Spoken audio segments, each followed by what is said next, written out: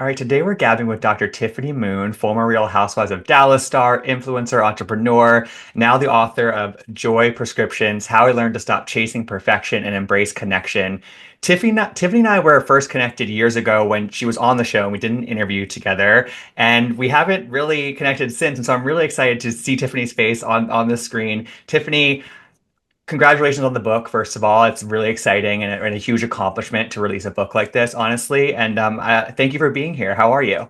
I'm doing amazing. Thank you so much for having me. It's good to see you. It's been like 4 years. Which is crazy because I feel like my like the way that I can evaluate time since COVID has like been so drastically altered. Just like for me, like that it feels like it was before COVID that was happening, I guess, but it wasn't. We were in the thick of it then. But Yep. yeah, I can't believe it's been that long. We have lots to catch up on. We do. So how are you feeling having, I mean, this book comes out May 6th. How are you feeling with Joy Prescriptions, almost available for people to read? It really is like in a lot of ways your life story. It is. I tell people that it's a memoir with a personal development angle because Yeah. I read a lot of memoirs. You can see all these books behind me right now.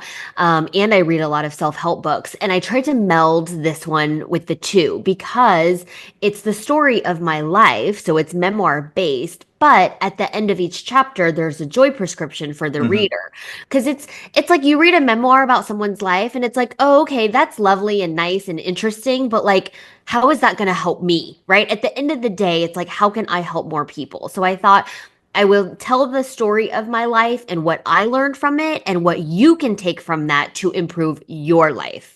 And that's the perfect way to approach it. I think especially for you because you've had such like a singular life and you've had such a colorful, like you've just had so many experiences in your life and like it's one inspiring, but two, I think you're totally right that like we read these inspiring stories of people like yourself, but like what is there to take away from it? And I think that for you to write it out for people is really, sometimes we need it spelled out for us. We really do. Yeah, yeah. And I mean, look, some of the joy prescriptions are not like life-changing advice that you've never heard before. Like one of them in chapter 3 is like, stop the cycle of compare and despair. Like, stop comparing yourself to other people. Hmm. Your business may be not as far along as someone else's, your Instagram follower account, but like this never-ending game of comparison is not going to serve you.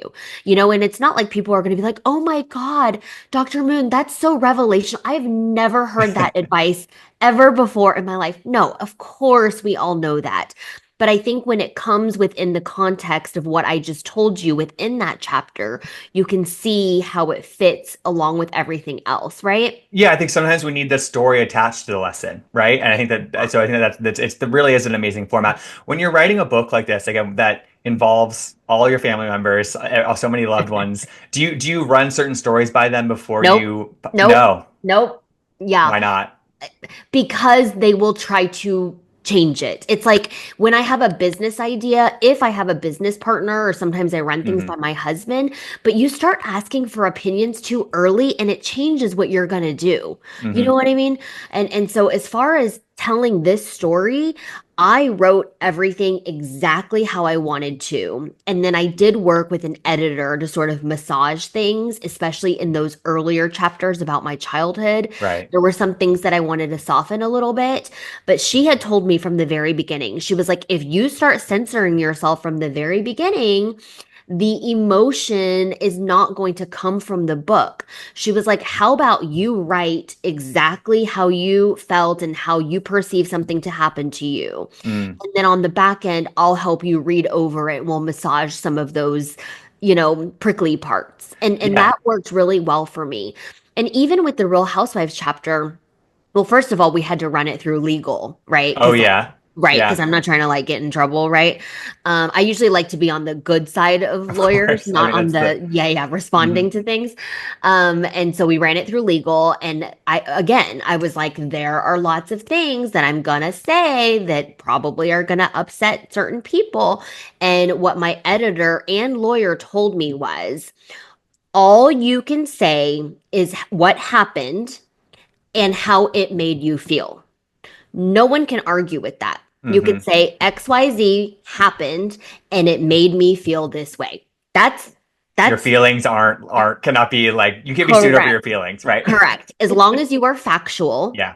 which roll the tape, RHOD season 5, roll the tape, Done. and you write how that situation made you feel. Hmm. We're good because Hmm. no one can argue with that, right? And I was Yeah. like, okay. So we didn't name any names, but the Yeah, people I the noticed that the people will whole, know. The yeah, people will know. of I mean, if you course. know, you know, and if you don't, it doesn't matter. So whatever. I agree. Yeah. And also like that's not what, we talked about, like I went to that chapter and I was like, you know, you, the book isn't for the tea about Real Housewives. Like No, okay, no. Go ahead. that's Yeah, not we don't what. want to falsely advertise, y'all. There are 12 chapters, and chapter 8 is the Real Housewives chapter. There is Yeah, a little bit of tea spilt, of but course it there is is, but not, that's this is not what not a it's Real for. Housewives book. I think it's more about, and especially when I would think back to Real Housewives of Dallas, and I would think about that final season that you were on, like I really did like think about like what I feel like your experience like overall is like the more, again, like it was pretty singular, like the your time on that show, and like that's sort of what I think about, sort of big picture more in terms of like, and less like, oh, like nitpicking the, certain things that happened Yeah. on and off filming, I Somebody guess. else that I was talking to who also got an advanced copy of the book for press said that they read the entire thing and it made them want to go back and rewatch season 5 of Dallas. And I was like, girl, why would you do Yeah, that? that's not necessarily the reaction that I had necessarily, Was like, now but that I have like your behind the scenes take and all, and it's been a hot minute since I've watched it, she's like, I think this weekend I'm gonna like chill and like rewatch it on Peacock or whatever. And I was like, you do you, boo. If that's how you want listen, to spend your time, you go listen. for it.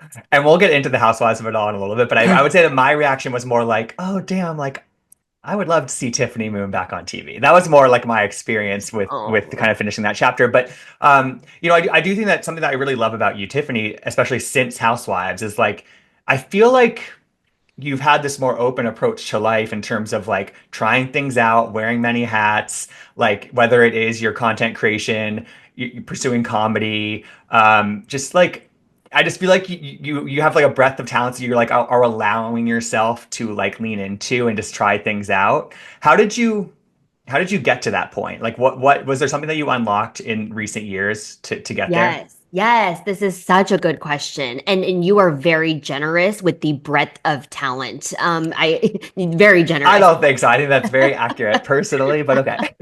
So, 10 years ago, I was working full time as an academic anesthesiologist, Hmm. raising twin toddlers, very devoted wife. And I just thought I had to be this prim, proper, laced up kind of gal in order for everyone to take me seriously. My whole life, I kind of felt like when I walked into a room that like people didn't take me seriously. I had no presence. I was small, I was female, I was Asian, I spoke quietly, I never raised my hand to say anything. And I really do have to credit Housewives with sort of allowing me to learn to use my voice. Like prior to that, I never spoke up about anything. Like I got Hmm. steam matted, doormat, whatever. Like I didn't know how to speak up for myself. And honestly, it was being on Real Housewives of Dallas that taught me that I need to have a voice and stand up for myself. It's wild how that happened. Hmm. And then after that, like the doors opened, and I was like, oh my God, I've been missing out on so many experiences because I thought I had to be this straight-laced, buttoned-up kind of doctor for people to take me seriously. But actually, the people who had conscious or unconscious biases against me, they didn't take me more seriously just because I acted that way. Right. And it kept me from doing a lot of things that I wanted to do, like content creation, like trying my hand at stand-up comedy, like writing a memoir. And once I did Housewives and the world kind of opened up to me, I was like, oh, I Yeah. can do lots of different things. And I really have to credit Housewives for that. That's great. And I feel like a lot of people say sort of a positive of reality TV in general is that it can watching yourself back can be really a reflective exercise and sort of like force the issue on yourself and like that. I'm sure sometimes that leans a little bit like problematic and toxic, but in the best cases, it can be something like you and sort of your experience with it in that way.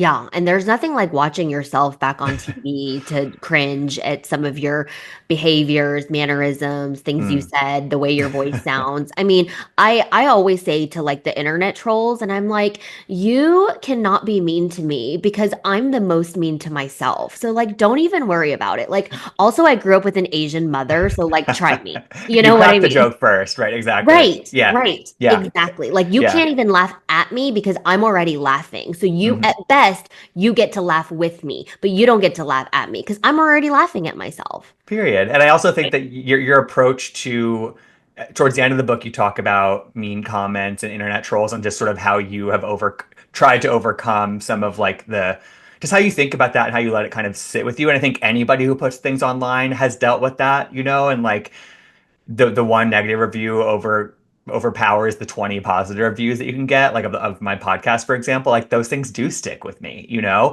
And I just think the way that you talked about it in your book was a really refreshing and a good reminder of just sort of we're as humans we're almost conditioned to do that in terms of the negativity bias, I think is what you called it. Yep. I don't know, I just liked your approach. I found it refreshing and it clearly took you a minute to get there.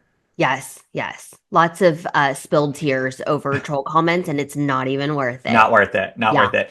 Yeah. You talked about your college experience at Cornell when you got there at 17, and you were just like head down, blinders on. I'm going to study. You didn't do any socializing or like extracurriculars or fun classes or anything. And I know that in med school you had a different experience where it was a little like much more fun for you.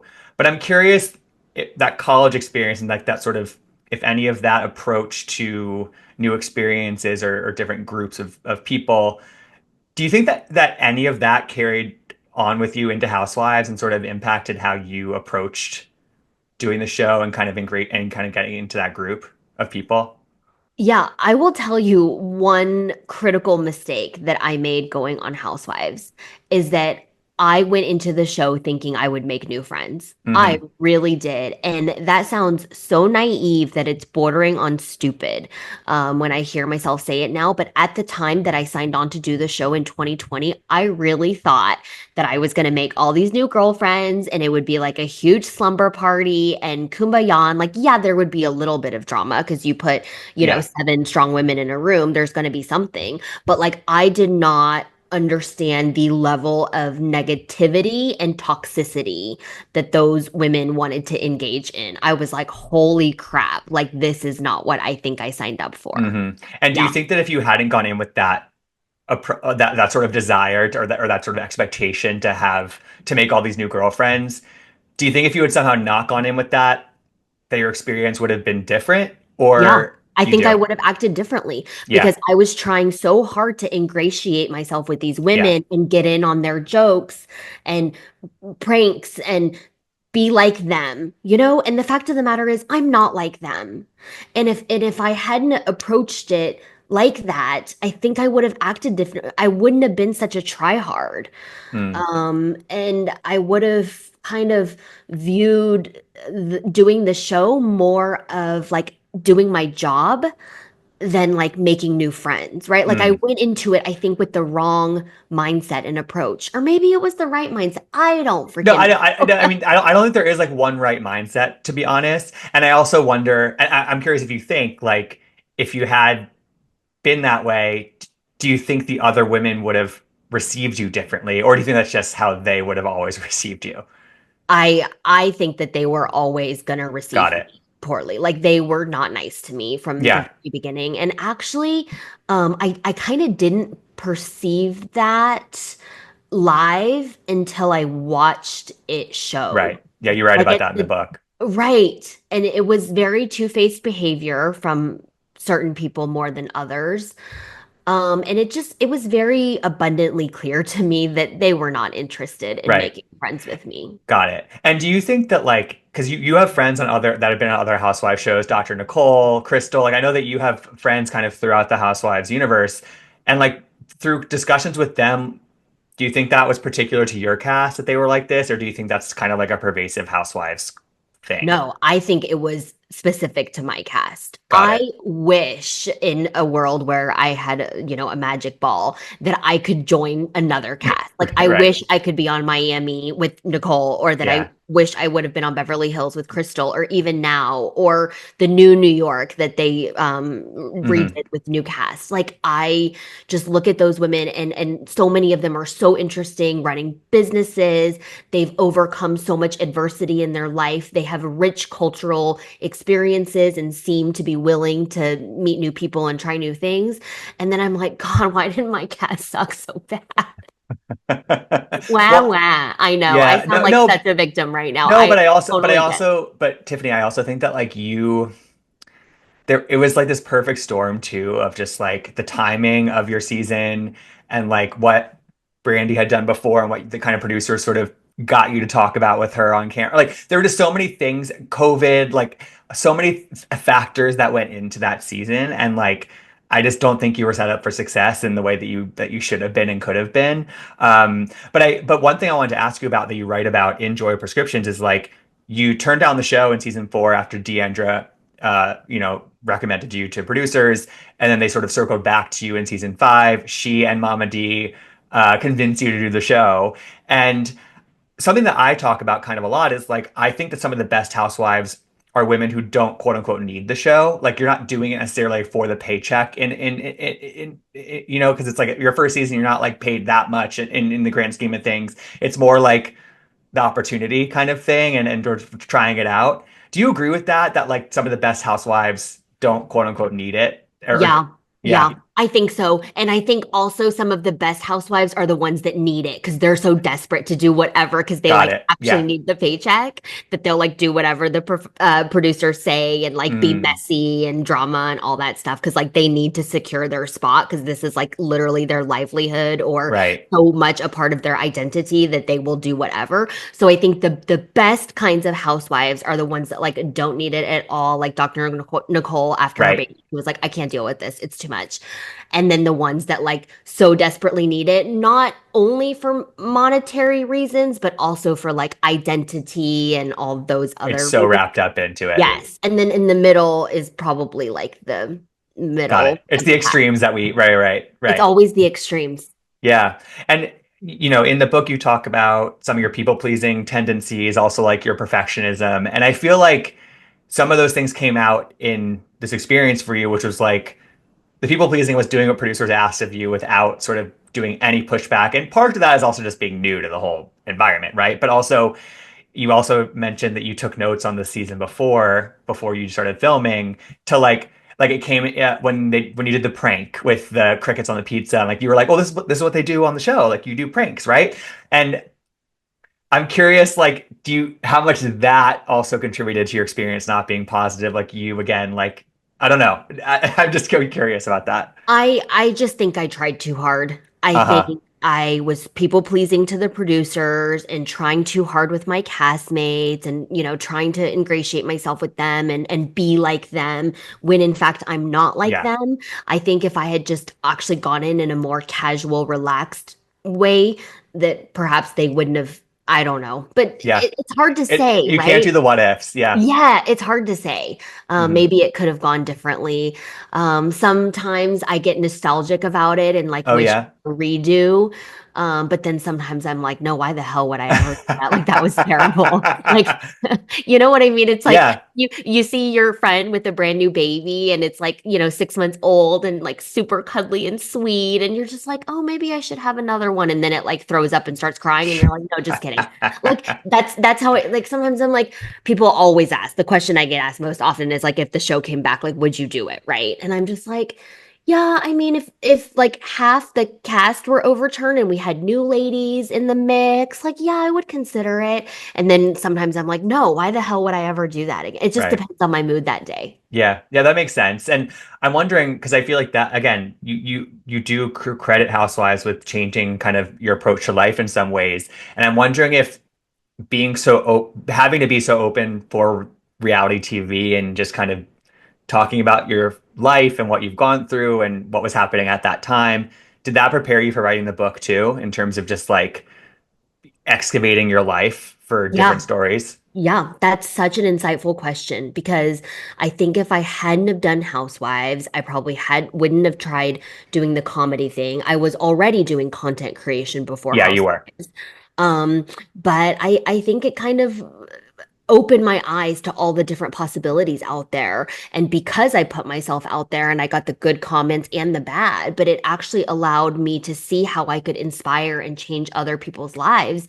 And then I was having a podcast with with Ryan Bailey, and he Hmm. was like, "So when's your book coming out?" And I was like, "I'm not writing a book. You must have me confused with someone else or something." He was like, "No, no, no. I was trying to tell you, like, you should write a book." Oh no, I love Ryan. That's he Yeah. pushed And you to do it. I told him, I was like, I think you were one of the first people who really planted the seed that I could write a book. And I was marinating on this for over a year before I embarked on the project because book writing is not like content creation. You make a cute video, you edit it, you Right. caption it, you send it out into the world. No, book, first you have to write a proposal. Well, first you have to get a literary agent, then you have to write a proposal, then you have a bid day with the big publishers, hoping Mm. that somebody buys the rights to your book and gives you in advance. Then you start writing. Then I had a junior editor. Then I had a senior editor. So I started writing this book in 2022. Wow. It is 2025. It has been a labor of love.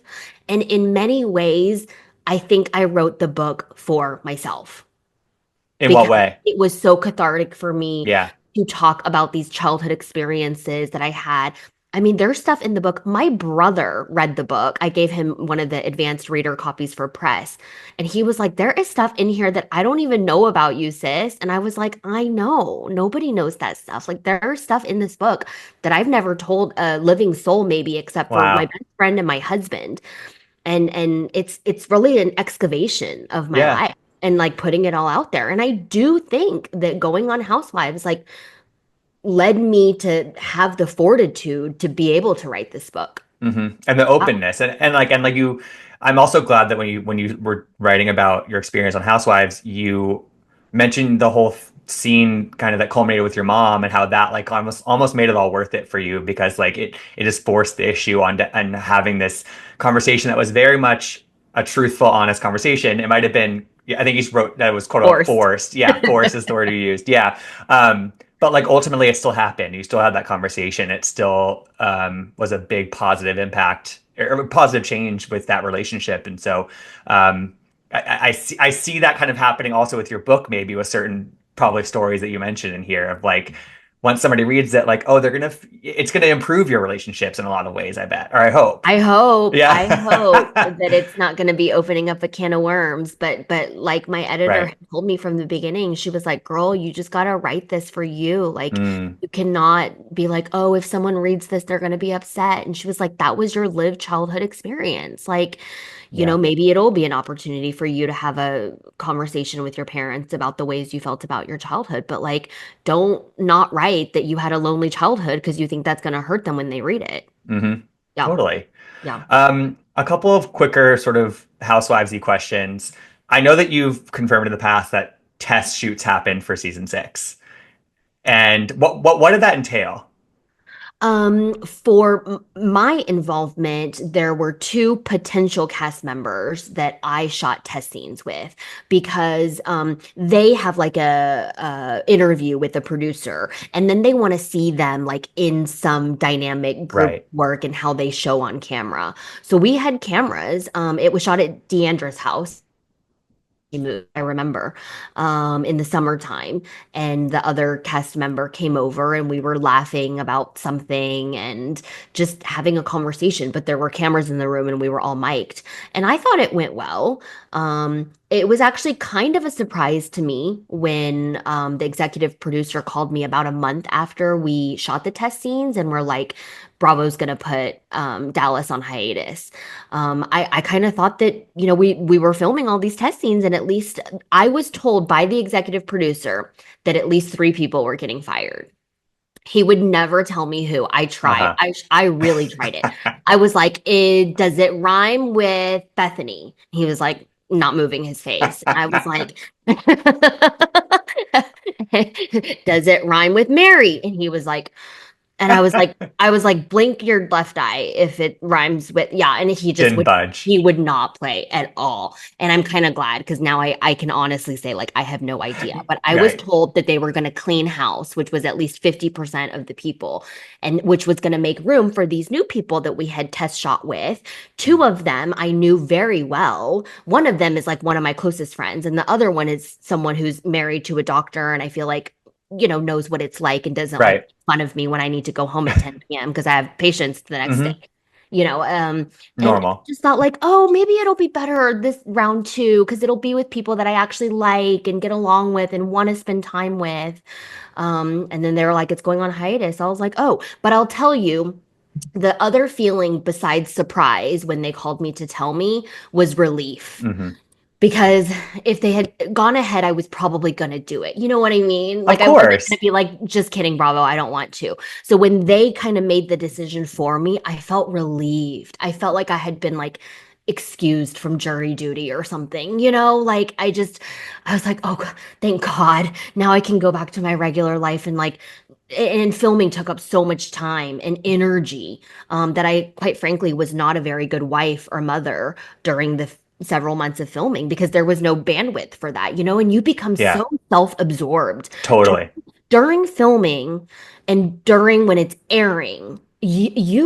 I was such a self-absorbed, like almost narcissistic person because you're just looking at what the show and how you were portrayed and what people on social media are saying about it's too much. Like these housewives that have done it for like season after season after season, like Kyle Richards has done like 12 seasons or something. I kudos to her because my mental health would be in the trash can I if I believe did it. that many seasons. I just don't know how those women do it. Well, that's why I also, in honestly, in the past like year, I've just like kind of gotten more on the train of like, I think taking a season off for any housewife, especially after like even just like 3 to 4 to 5 seasons, is like would be so beneficial to so many people. It's just like touch grass, get some oxygen out of this bubble, and then come back with some more perspective, you know? Yeah, Like, it's wild.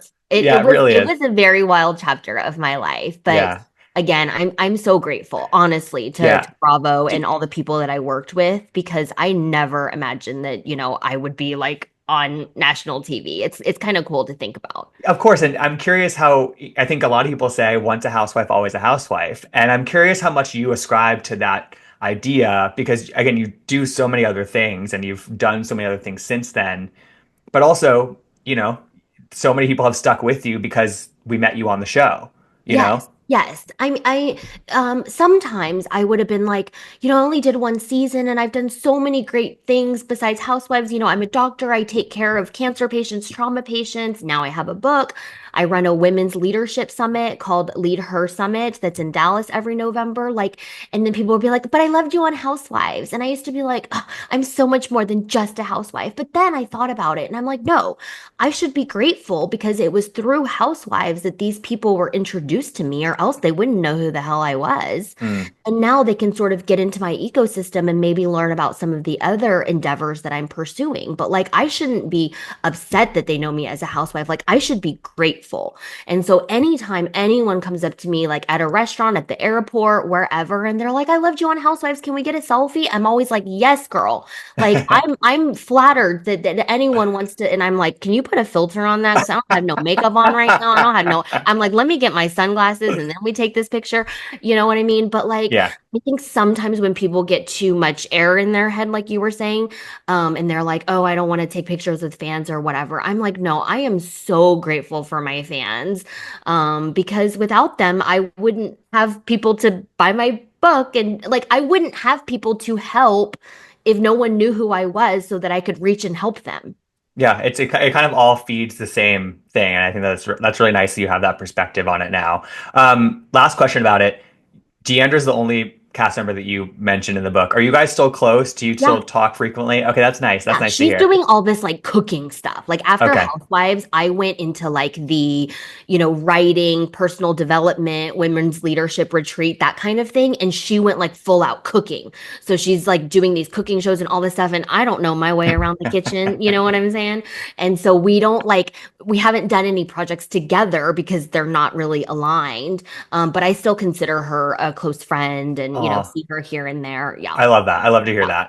that. Well, Tiffany, joy prescriptions. When people read this, when they, I mean, I know that we literally have the joy prescriptions at the end of every chapter, and so we'll have actual takeaways that you are telling us. But how do you hope people feel when they close the book, when they finish it? What do you hope people really take from it, from your story? Oh, that's such a good question. I hope that people feel validated through their experiences. I hope that people feel worthy because I think a lot of my earlier life and a lot of the things that I was chasing, like perfection and achievement, is because I felt that I wasn't worthy enough on my own, that I needed to achieve things and degrees and gold stars in order for people to love me. And actually that's not it at all. The people that I make connections with, that we're able to laugh together, that's what truly brings me joy. And it's like I had to find all these external achievements in order to arrive at the conclusion that it all comes from within. It's like full circle. So I want people who read the book to know that the joy comes from within and it comes from the journey and not the destination, and to surround yourself with like good people who lift you up instead of bring you down, because that matters so much in life, who you hang out with. 100%. I think that's a beautiful note to end on. Well, everyone listening or watching, Joy Prescriptions, it's available May 6th wherever you get your books. Pre-order now. I know the pre-orders help a lot, so pre-order whenever you're hearing this. Again, I've always been, ever since I met you on the show and did our interview, like I've just been inspired by your story and your approach to life. And I think for you to share it in another medium is just going to be a benefit to a lot of people. So I thank you for writing this book, truly. Oh, thank you so much. Yeah, thank you so much for doing this. And it was great to be reconnected with you. I know I'm gonna find our old from 2021 For because I AOL, I yeah. remember it, and I really remember us having like a really good time and Yeah, laughing. me too. And you were like, "So do you think you'll do the show again?" And I was I like, remember "Hell no." asking I remember You asking you remember? that. Can we Of find course. that clip? I will find it. We need to find the receipts because that was so I funny. remember that. Oh my Yeah. God. Tiffany, you're Do the you best. live in LA? I live in New York. I'm in the East Oh, Village in New York. okay. Yeah. Are you Okay. ever out here? I'm on my book tour on May 6th in New York. I want to see you in person and give you a hug for Wait, real. let me see. I think I'm here. Oh yeah, I'm here. I leave on the Thursday. So wait, is Oh my that God. It's at the I'll have Barnes to and Noble on Fifth Union. Avenue at Okay, 1:30 amazing. p.m. Okay, You okay. have to Oh my come. God, We have to I'm take gonna a try to picture come. in real life. Yes, yes, that'd be Okay. so great. Oh my Okay. God, That would be you're the amazing. best. Thank you Thank so you so much, and for doing much. it on a Sunday too. I really No, thank appreciate you that. so much because I'm Yeah, like on stuff. weekdays in the operating room and kids I get it. activities. It's too crazy. So Yeah, thank yeah. you. Oh my God, of course. Yeah. Well, this would be. I think this will be out right, maybe like right before the published date. So I think perfect, good timing. Yeah. That's All perfect. And right. then I'll see Yeah. you on May 6th. Yay! All right. Okay. Thank you so much, Tiffany. Bye. Bye. I want to gab.